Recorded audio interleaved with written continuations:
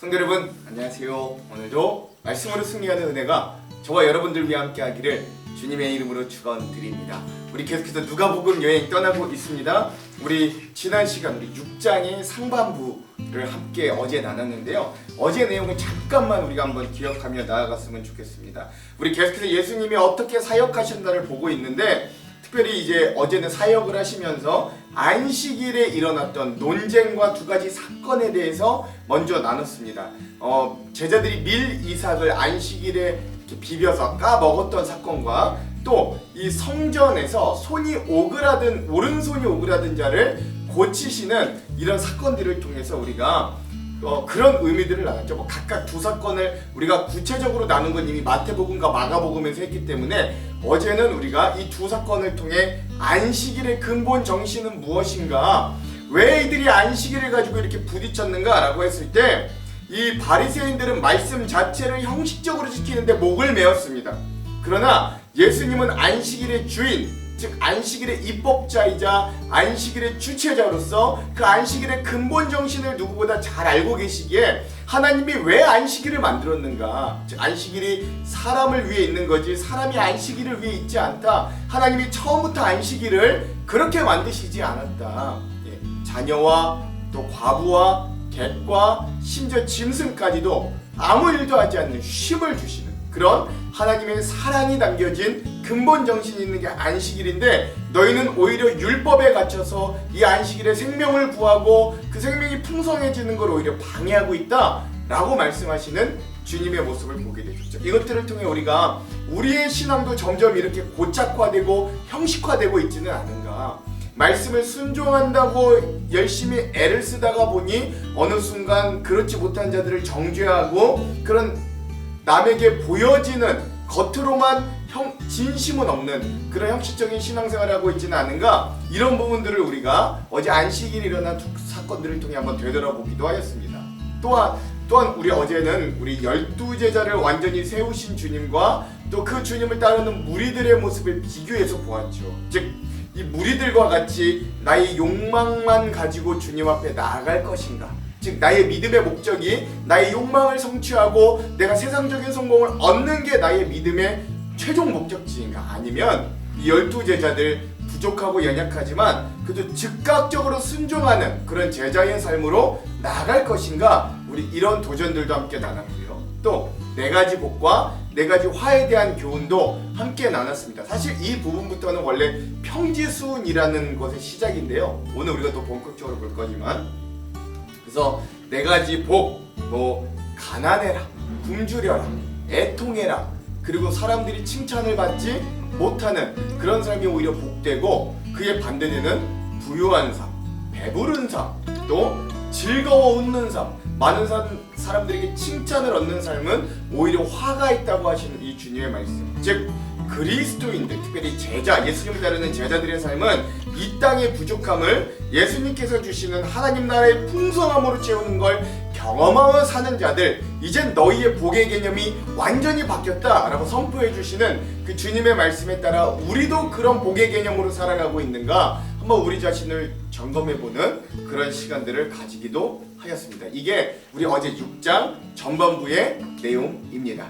자, 오늘은 거기에 이어서 오늘 누가복음 6-2의 시간입니다. 오늘도 인자 되신 예수님의 사역 3-2의 시간이고요. 분량은 6장의 남은 후반부, 즉 6장 27절에서 마지막 49절까지 함께 나누도록 하겠습니다. 제목을 짓자면 제자들이 새로운 삶을 살아내는 방법과 양식이라고 했어요. 즉 제자들, 우리 그리스도인들, 하나님 나라를 이 땅 가운데 살아가는 자들이 어떤 새로운 삶으로 살아가야 되는가, 그 방법과 양식에 대해 알려주시는 주님의 가르침을 오늘 우리가 함께 나누도록 하겠습니다. 자, 그럼 우리 내용을 들어가기 전에 2가지 맥을 한번 짚고 가볼게요. 자, 먼저 첫 번째, 오늘 말씀이 누가복음의 이 평지수훈의 부분이거든요.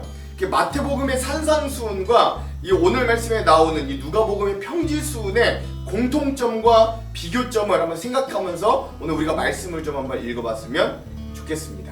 이게 사실 그러니까 같은 본문이에요. 마태복음의 산상수훈이 이 누가복음에는 이제 평지에 산 평지수훈인데 이게 뭐가 같고 뭐가 다른가를 한번 좀 기억하면서 말씀을 읽었으면 좋겠어요. 두 번째, 이 평지수훈을 통해 예수님의 제자된 자들이 살아야 될 새로운 삶의 방식에 대해 우리가 깊이 묵상하고 또 우리 또한 제자로서 도전받는 그런 시간들이 좀 되었으면 좋겠습니다. 이런 두 가지 맥을 한번 짚으면서 오늘 내용과 주안점을 함께 나눠보도록 할게요.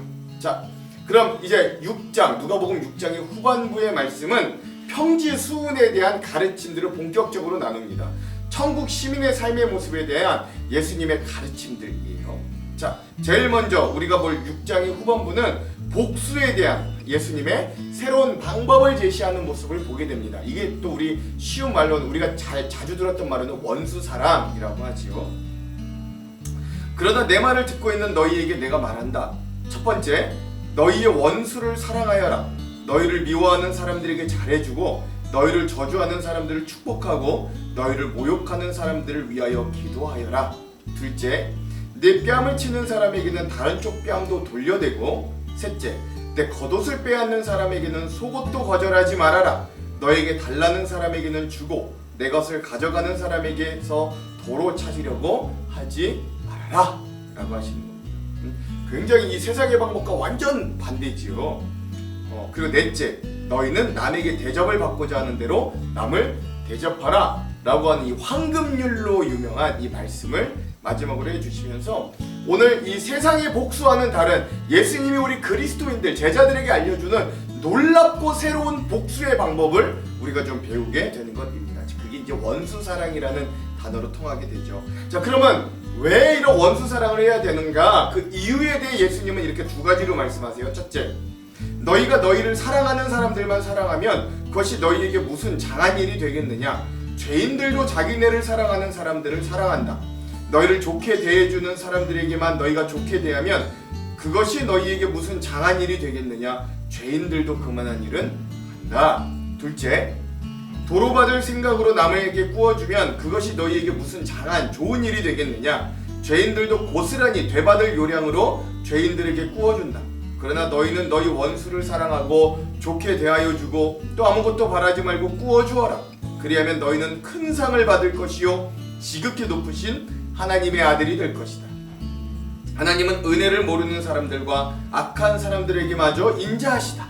너희의 아버지께서 자비로우신 것 같이 너희도 자비로운 사람이 되어라 라고 이야기해 주시는 것이죠. 자, 우리가 그런 놀라운 복수, 사랑의 복수, 원수를 사랑해야 되는 이유는 세상 사람들과 구별되기 위함이다 라고 말씀해 주시는 거예요. 그러니까 세상 사람들도 사랑할 만한 사람들은 다 사랑해. 도로 돌려받을 걸 알고 꺼줘. 그렇죠? 뭐 그런 거잖아요. 그들도 자기에게 좋게 대하는 사람들에게는 다 자기도 좋게 대해줘. 그러나 너희는, 내 제자가 된 너희는 좀 달라야 되잖아. 세상과는 구별돼야 되잖아. 그 방법이 바로 새로운 사랑의 복수. 좀 원수도 사랑하고 오른뺨을 맞으면 왼뺨도 내주고 겉옷을 달라면 속옷도 대어주고, 여긴 안 나오지만 다른 복음서 보면 오리를 가자 그러면 심리를 가주고, 예? 그냥 빌려달라 그러면 아예 줘버리는 그런 삶, 그런 놀라운 복수의 삶을 살아라 라고 말씀하시는 것이죠. 이것에 대한 구체적인 의미는 우리가 주안점에서 또 한번 나눠보도록 할게요. 자, 이런 놀라운 복수, 새로운 복수의 삶에 대해 이야기하신 예수님은 비판에 관한 가르침과 황금률도 다시 한번 강조해서 말씀하십니다. 남을 비판하지 말아라. 그리하면 하나님께서도 너희를 심판하지 않을 것이다. 남을 정죄하지 말아라. 그리하면 하나님께서도 너희를 정죄하지 않으실 것이다. 남을 용서하여라. 그리하면 하나님께서도 너희를 용서하실 것이다. 남에게 주어라. 그리하면 하나님께서도 너희에게 주실 것이니, 되를 누르고 흔들어서 쌀을 담는 이 되 있죠. 그 되를 누르고 흔들어서 넘치도록 후하게 되어 너희 품에 안겨줄 것이다. 너희가 되질하여 주는 그 되로 너희에게 도로 되어서 주실 것이다. 예수께서 그들에게 또 비유로 하나 말씀하셨다. 눈먼 사람이 눈먼 사람을 인도할 수 있느냐? 둘이 다 구덩이에 빠지지 않겠느냐? 제자는 스승보다 높지 않다. 그러나 누구든지 다 배우고 나면 자기의 스승과 같이 될 것이다. 어찌하여 너는 남의 눈 속에 있는 티는 보면서 내 눈 속에 있는 들보는 깨닫지 못하느냐? 너는 내 눈 속에 있는 들보를 보지 못하면서 어떻게 남에게 친구야, 내가 너 눈 속에 있는 티를 빼내줄 테니 가만히 있어라 하고 말할 수 있겠느냐? 위선자야, 먼저 너의 눈에서 들보를 빼내어라. 그리해야 그때에 내가 똑똑히 보게 되어서 남의 눈 속에 있는 티를 빼줄 수 있을 것이다 라고 이야기합니다. 즉 비판하지 말아라. 헤아릴 수 있으면 헤아려줘서 너희도 헤아림을 받아라.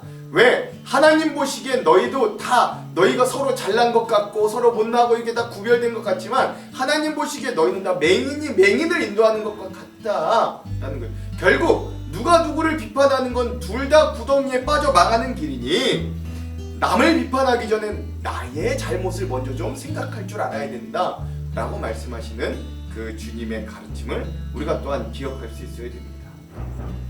네. 자, 그리고 나서 예수님은요, 자, 이런 사랑을 삶 속에서 직접 실천해라 라고 하는 두 가지 강력한 비유를 말씀해 주시는데, 첫 번째 비유가 열매로 그 나무를 안다라는 거죠. 행위로 그 마음의 중심을 알게 되니 이 마음과 행위의 열매를 잘 맺어라 라는 것이죠. 좋은 나무가 나쁜 열매를 맺지 않고 또 나쁜 나무가 좋은 열매를 맺지 않는다. 나무는 각각 그 열매를 보면 안다. 가시나무에서 무화과를 거두리지 못하고 가시덤불에서 포도를 따지 못한다. 선한 사람은 그 마음속에 갈무리에 놓은 선더미에서 선한 것을 내고 악한 사람은 그 마음속에 갈무리에 놓은 악더미에서 악한 것을 낸다. 마음에 가득 찬 것을 입으로 말하는 것이다 라고 하는 거죠. 우리의 마음 안에 담겨진 게 우리의 행위와 우리의 말로 드러나는 열매가 되니 너희는 사랑을 마음에 품고 그 사랑을 실천해라 라고 말씀하시는 겁니다. 둘째, 실천을 추구하는 두 비유의 두 번째 비유는 순종의 기초로 쌓은 탄탄한 믿음의 삶을 살라 라는 것이에요. 어찌하여 너희는 나더러 주님 주님 하면서도 내가 말하는 것은 행하지 않느냐? 내게 와서 내 말을 듣고 그대로 행하는 사람이 어떤 사람과 같은지를 너희에게 보여주겠다. 즉 비유로 말씀해 주겠다. 그는 땅을 깊이 파고 반석 위에다 기초를 놓고 집을 짓는 사람과 같다. 홍수가 나서 물살이 그 집에 들이쳐도 그 집은 흔들리지도 않는다. 잘 지은 집이기 때문에 그렇다. 그러나 내 말을 듣고서도 그대로 행하지 않는 사람은 기초 없이 맨 흙 위에다가 집을 지은 사람과 같다. 물살이 그 집에 들어치니 그 집은 곧 무너져 버렸고 그 집의 무너짐이 엄청났다 라고 하시죠. 즉 예수님의 말씀을 듣고 알아도 행하지 않는다면 결국 무너져 버릴 것 같은 기초가 없는 믿음과 같다라는 것.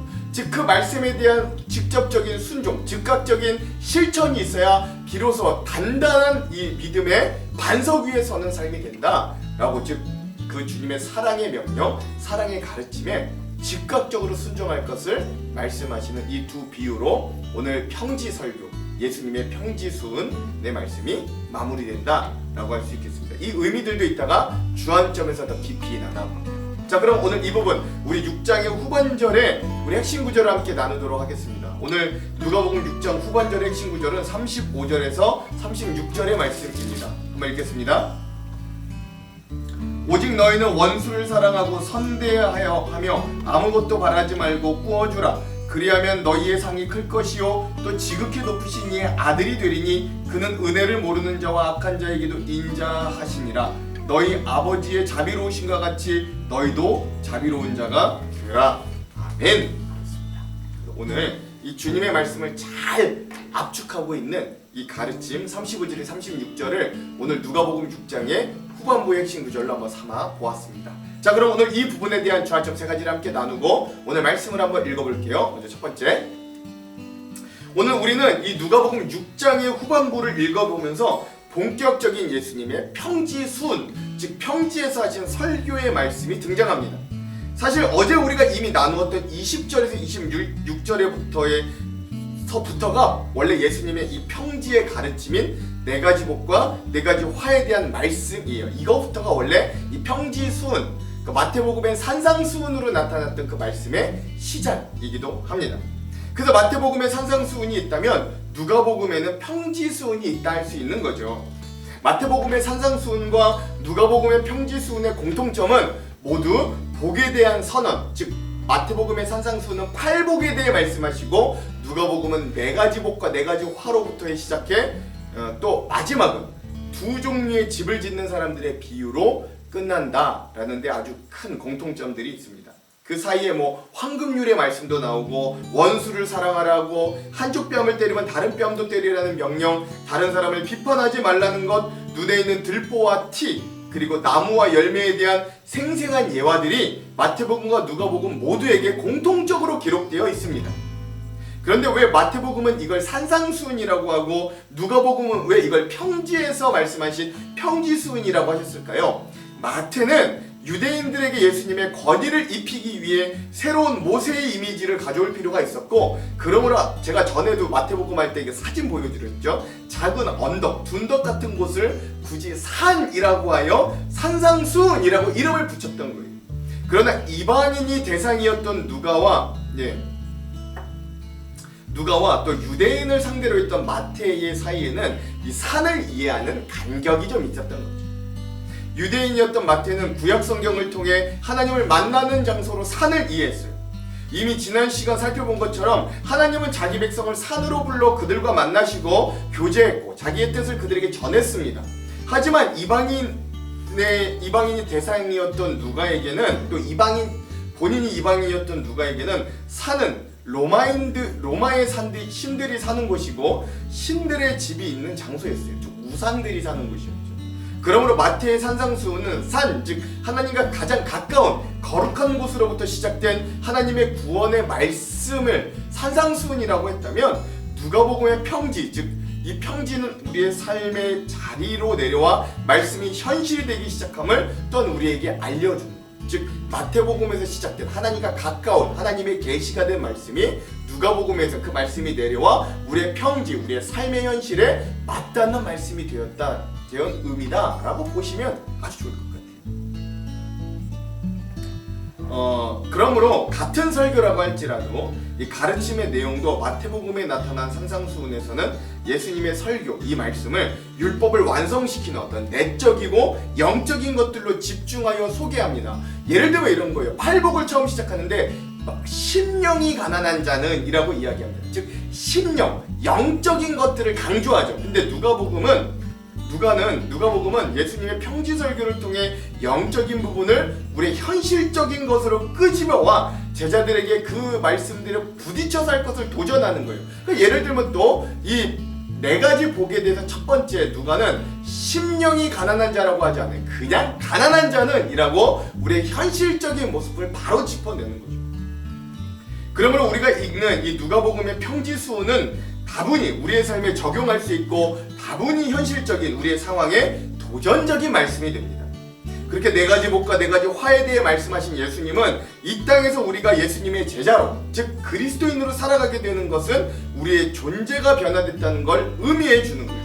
즉 우리는 이제 옛사람을 벗어나 새로운 인격과 믿음을 가진 새로운 존재로 거듭남을 입은 자들로 변화됐다라는 것들을 알려주는 겁니다. 그래서 우리는 새로운 존재에 걸맞는 새로운 삶의 양식, 즉 새로운 삶의 변화, 도잉도 이뤄낼 수 있습니다. 그래서 우리가 어떠한 법을 우선으로 두고 살아가야 할지, 그리고 우리에게 주어진 존재의 변화에 맞추어 우리가 새로운 삶의 양식과 하나님 나라의 시민으로서 이 땅 가운데 어떻게 살아가야 할지를 예수님은 아주 구체적인 도전들로 이 평지수훈의 말씀에 채우십니다.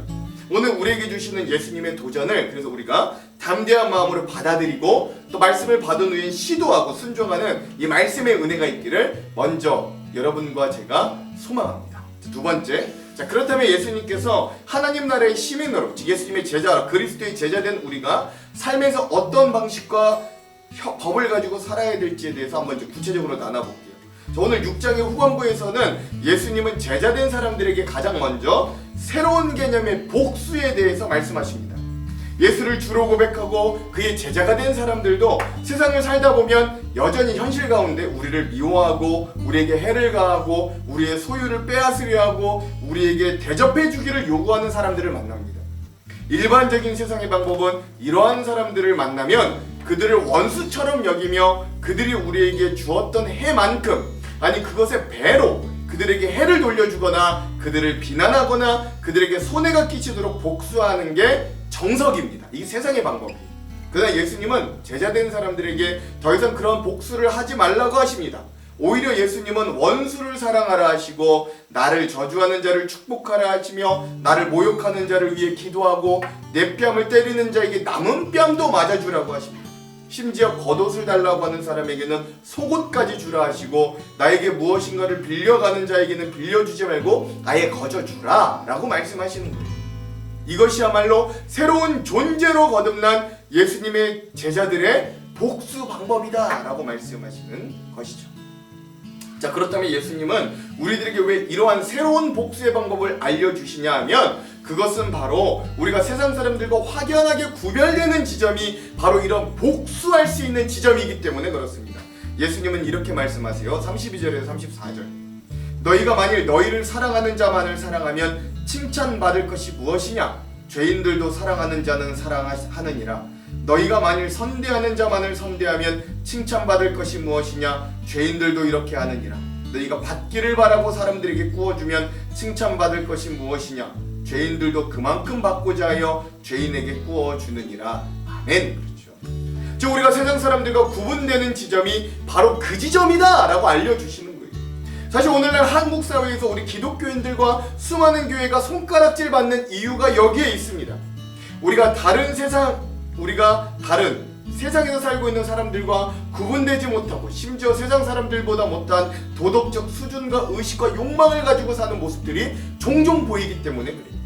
그러나 조선에 기독교의 신앙이 처음 들어와 예수님을 모르던 수많은 조선 사람들에게 영향력을 끼치며 지금 여기에 이르기까지 부흥하고 성장하는 그 동력에는 이런 세상 사람들이 깜짝 놀랄 만한 사랑의 복수와 세상 사람들과는 구분이 되는 놀라운 그리스도인들의 삶의 양식이 분명 확연하게 보였을 때임을 우리가 기억할 수 있어요.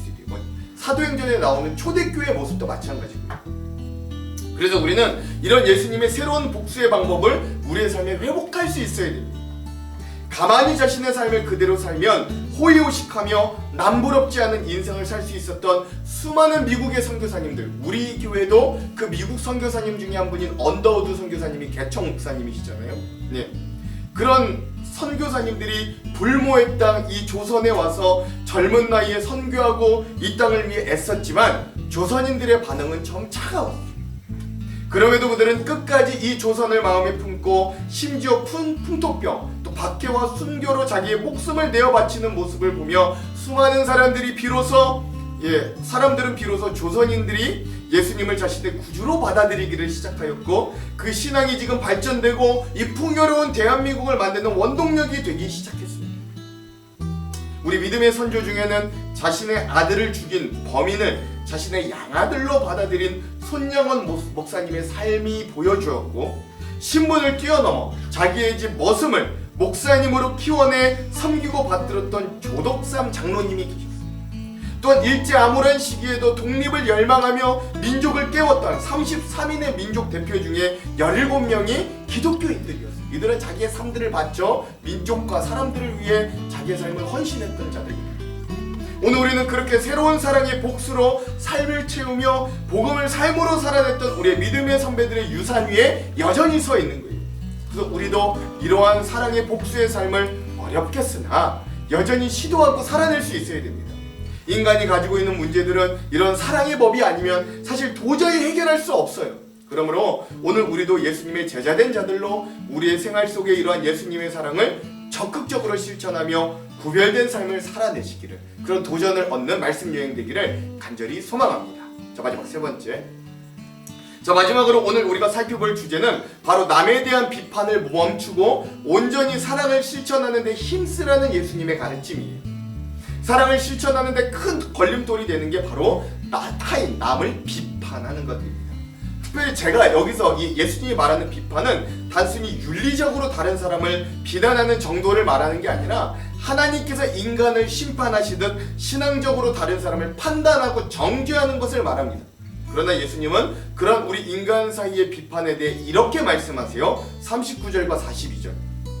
또 비유로 말씀하시되 맹인이 맹인을 인도할 수 있느냐? 둘이 다 구덩이에 빠지지 아니하겠느냐? 42절. 너는 내 눈 속에 있는 들보를 보지 못하면서 어찌하여 형제에게 말하기를 형제여 나로 내 눈 속에 있는 티를 빼게 하라 할 수 있느냐? 외식하는 자여 먼저 내 눈 속에서 들보를 빼라. 그 후에야 내가 밝히 보고 형제의 눈 속에 있는 티를 빼리라. 아멘. 그렇습니다. 즉 우리 인간은 서로 가진 지식이 다른 것 같고 서로 학벌도 다르고 재산의 정도도 달라서 누가 우위에 있고 누가 좀 밑에 있는 것 같지만 사실 하나님께서 보시기엔 모두 맹인과 같은 자들과 다름이 없어요. 그러므로 하나님 앞에서 우리가 다른 이들을 정죄하거나 비난할 자격이 없습니다. 그것은 예수님의 말씀처럼 맹인이 맹인을 인도하다가 둘 다 구덩이에 빠지는 꼴이 될 거예요. 그러므로 예수님의 해결책은 남을 비난하기에 앞서 자신의 모습을 되돌아볼 것입니다. 보고 그리고 남의 티끌이 아닌 자신의 들보에 집중하라는 거예요. 그리고 나서 예수님은 다른 이들에 대한 비난을 멈추고 오히려 사랑에 대한 강력한 실천을 우리에게 요구하시는 겁니다.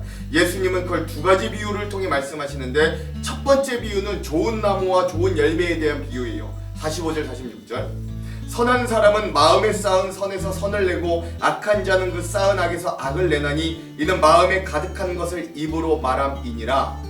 너희는 나를 불러 주여 주여 하면서도 어찌하여 내가 말하는 것을 행하지 아니하느냐. 아멘. 이렇게 예수님은 말씀하셨습니다. 즉 제자는 좋은 열매를 맺는 자들인데 예수님의 가르침을 듣고 행하는 자들입니다. 포도나무이신 예수님께 속한 자라면 농부이신 하나님께 물과 비료를 주시며 보살피기 때문에 그의 제자들은 당연히 그리스도의 열매를 맺어야 돼요. 제자들은 예수님을 주인이라고 고백하는 자들이기 때문에 그렇습니다. 예수님을 주라 고백하는 건 단순히 목소리를 내어 자신의 신분을 인정하는 것뿐만이 아니라 주인의 뜻과 명령에 순종하고 행하는 자입니다. 즉 듣고 행하지 않는 자들의 문제를 예수님은 지적하고 계십니다. 오늘 우리의 모습은 어떻습니까? 우리도 주여 주여 하면서 과연 우리 가운데 제자로서의 행함이 드러나고 있습니까? 우리 자신을 곰곰이 살펴볼 수 있어야 돼요. 그리고 나서 예수님은 순종과 실천의 믿음이라는 반석에 집을 지어라 라고 두 번째 비유를 이렇게 말씀해 주십니다. 48절에서 49절 집을 짓되 깊이 파고 주추를 반석 위에 놓은 사람과 같으니 큰 물이 나서 탕류가 그 집에 부딪히되 잘 지었기 때문에 능히 요동하지 못하게 하였거니와 듣고 행하지 아니하는 자는 주추 없이 흙 위에 집을 지은 사람과 같으니 탕류가 부딪히면 그 집이 곧 무너져 파괴됨이 심하니라 하시니라. 아멘. 참 제자의 모습은 이런 외형적인 모습이나 겉으로 드러나는 어떤 형식에 나타나는 것이 아니라 예수님의 모든 교훈과 말씀 속에서 말씀을 삶 속에 드러내는 데 승부가 갈린다라고 하는 것이죠. 그러므로 오늘 우리에게 중요한 건 내가 몇 년을 믿고 신앙생활을 하였느냐는 연수가 중요한 게 아니라 믿고 아는 바를 얼마나 신실하게 삶 속에 드러내려고 발버둥치고 애를 썼느냐라고 하는 것입니다. 그렇게 예수님은 제자된 자들에게 그리고 오늘 우리들에게 비판을 멈추고 삶에서 그 사랑을 직접 실천하라고 강력하게 도전합니다. 사실 이 평지수훈, 누가복음에 나타난 이 산상수훈이 아니라 평지수훈에서는 도저히 인간으로서는 할 수 없는 일들만 우리에게 행하라고 모두 우리에게 도전해 주시는 거예요. 이 평지수훈에서 제자된 우리가 해야 될 거를 굳이 나열해 보자면 이래요. 가난하라, 굶주려라, 울어라, 버림을 받아라, 원수를 사랑하라, 나를 저주하는 자를 축복하라, 나를 모욕하는 자를 위해 기도하라, 두 뺨을 다 맞아라, 겉옷 속옷을 다 주라, 빌려주지 말고 거저주라, 비판과 정죄하지 말고 헤아려 주라, 좋은 나무가 되어 좋은 열매를 맺으라, 그리고 듣고 아는 대로 순종하고 행하라 라고 말씀하십니다. 자, 이렇게 정리해 보니까 정말로 우리에게는 불가능한 미션이기도 해요. 그럼에도 불구하고 예수님은 본인이 우리에게 이렇게 알려주신 대로 본인이 먼저 본을 보여 자신을 다 던져 십자가에 던져 우리를 사랑해 주셨어요. 그래서 오늘 우리도 그 사랑을 의지하여 부족하나마 그 길을 애써 따라가면 됩니다. 그럴 때 하나님은 우리에게 하늘의 신령한 것들과 땅의 기름진 것들을 후히 주시되 꾹꾹 눌러 넘치도록 우리의 품에 안겨주셔서 우리가 능히 그 일을 하고 남도록 이끌어 주실 것입니다. 이런 놀라운 은혜의 선순환, 이런 사랑의 선순환을 기대하며 오늘도 이 누가복음 후반부 말씀 여행 가운데 도전과 은혜로 서는 저와 여러분이 되기를 주님의 이름으로 축원드립니다. 기도할게요. 하나님, 오늘 우리는 주님의 사랑을 알면서도 저 십자가 사랑의 은혜를 받은 자들로 고백하면서도 우리에게 조금이라도 해를 붙이고 손해를 끼친 자들을 얼마나 미워하고 복수의 혈안이 되어 있는지 우리의 모습을 주님 앞에 내어놓습니다. 주님이 우리에게 알려주신 새로운 사랑의 복수가 우리의 삶의 새로운 양식이 되기를 원합니다. 하나님, 맞은 뺨에 나머지도 내어줄 수 있는, 또 누가 우리의 겉옷을 달라면 속옷까지 줄 수 있는, 하나님, 그리하여 비판하기보다는 먼저 헤아려주고 헤아림을 당하는 그런 귀한 삶이 우리의 삶이 될 수 있도록 하나님 우리와 함께하여 주시옵소서. 우리는 힘이 약하니 오늘도 저 십자가의 은혜와 사랑을 우리에게 강력히 부어주셔 그 사랑에 힘입어 오늘 주님의 사랑을 우리의 삶 가운데 조금이나마 부족하나마 애써 힘쓰며 살아갈 수 있도록 우리와 함께하여 주시옵소서. 그렇게 하실 주님을 기대하며 예수님 이름으로 기도합니다. 아멘. 그럼 사랑하는 성도 여러분, 오늘 하루도 말씀으로 승리하십시오. 사랑하고 축복합니다. 화이팅!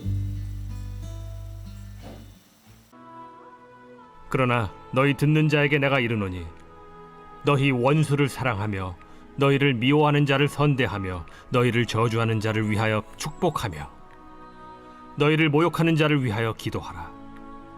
너의 이 뺨을 치는 자에게 저 뺨도 돌려대며 내 겉옷을 빼앗는 자에게 속옷도 거절하지 말라. 내게 구하는 자에게 주며 내 것을 가져가는 자에게 다시 달라 하지 말며 남에게 대접을 받고자 하는 대로 너희도 남을 대접하라. 너희가 만일 너희를 사랑하는 자만을 사랑하면 칭찬받을 것이 무엇이냐? 죄인들도 사랑하는 자는 사랑하느니라. 너희가 만일 선대하는 자만을 선대하면 칭찬받을 것이 무엇이냐? 죄인들도 이렇게 하느니라. 너희가 받기를 바라고 사람들에게 구워주면 칭찬받을 것이 무엇이냐? 죄인들도 그만큼 받고자 하여 죄인에게 구워주느니라. 오직 너희는 원수를 사랑하고 선대하며 아무것도 바라지 말고 구워주라. 그리하면 너희 상이 클 것이요 또 지극히 높으신 이의 아들이 되리니 그는 은혜를 모르는 자와 악한 자에게도 인자하시니라. 너희 아버지의 자비로우심 같이 너희도 자비로운 자가 되라. 비판하지 말라. 그리하면 너희가 비판을 받지 않을 것이요 정죄하지 말라. 그리하면 너희가 정죄를 받지 않을 것이요 용서하라. 그리하면 너희가 용서를 받을 것이요 주라. 그리하면 너희에게 줄 것이니 곧 후히 되어 누르고 흔들어 넘치도록 하여 너희에게 안겨주리라. 너희가 헤아리는 그 헤아림으로 너희도 헤아림을 도로 받을 것이니라. 또 비유로 말씀하시되 맹인이 맹인을 인도할 수 있느냐? 둘이 다 구덩이에 빠지지 아니하겠느냐? 제자가 그 선생보다 높지 못하나 무릇 온전하게 된 자는 그 선생과 같으리라. 어찌하여 형제의 눈 속에 있는 티는 보고 내 눈 속에 있는 들보는 깨닫지 못하느냐? 너는 내 눈 속에 있는 들보를 보지 못하면서 어찌하여 형제에게 말하기를 형제여 나로 내 눈 속에 있는 티를 빼게 하라 할 수 있느냐? 외식하는 자여 먼저 내 눈 속에서 들보를 빼라. 그 후에야 내가 밝히 보고 형제의 눈 속에 있는 티를 빼리라. 못된 열매 맺는 좋은 나무가 없고 또 좋은 열매 맺는 못된 나무가 없느니라. 나무는 각각 그 열매로 아나니 가시나무에서 무화과를 또는 찔레에서 포도를 따지 못하느니라. 선한 사람은 마음에 쌓은 선에서 선을 내고 악한 자는 그 쌓은 악에서 악을 내나니 이는 마음에 가득한 것을 입으로 말함이니라. 너희는 나를 불러 주여 주여 하면서도 어찌하여 내가 말한 것을 행하지 아니하느냐? 내게 나와 내 말을 듣고 행하는 자마다 누구와 같은 것을 너희에게 보이리라. 집을 짓되 깊이 파고 주추를 반석 위에 놓은 사람과 같으니 큰 물이 나서 탕류가 그 집에 부딪히되 잘 지었기 때문에 능히 요동하지 못하게 하였거니와 듣고 행하지 아니하는 자는 주추 없이 흙 위에 집 지은 사람과 같으니 탕류가 부딪힘에 집이 곧 무너져 파괴됨이 심하니라.